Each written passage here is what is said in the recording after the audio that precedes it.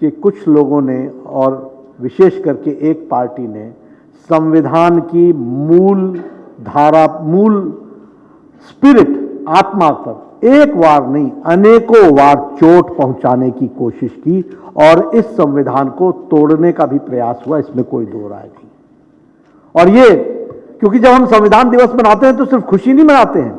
हमको चैलेंजेस भी समझने चाहिए कि हमारे इस संविधान के इंटरप्रिटेशन को तोड़ मरोड़ करके, गलत तरीके से रख करके किस तरीके से एक कुत्सित प्रयास हुआ है ताकि वह अपने स्वार्थों की सिद्धि कर सके और संविधान के मूल आत्मा पर भी आघात पहुंचा सके, इस बात का भी प्रयास हुआ है। और इसीलिए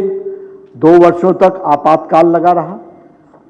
और आपातकाल में हम सबको मालूम है कि आर्टिकल 19, 20, 21 और 22, आर्टिकल 19, 21 और 22 ये इसको बंदी बनाया गया, एक तरीके से इसको लागू नहीं होने दिया, फ्रीडम ऑफ स्पीच नहीं रही, फ्रीडम ऑफ प्रेस नहीं रही।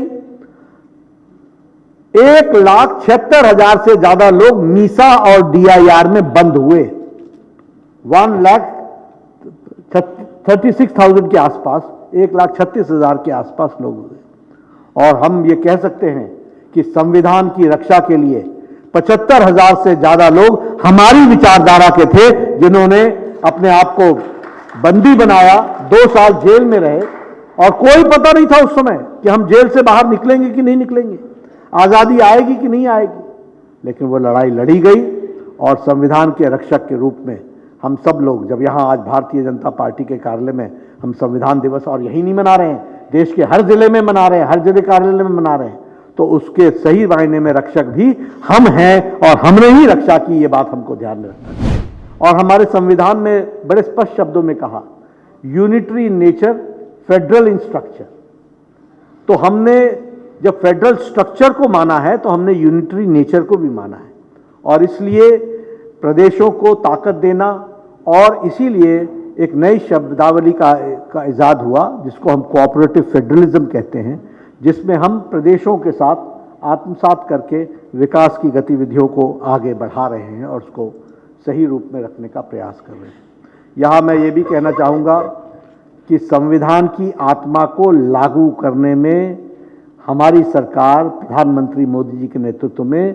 पूरी तरीके से 100% तरीके से उसको करने में सफल हुई है, यह भी मैं कहना चाहूँगा। देखिए, संविधान तो बना हुआ था,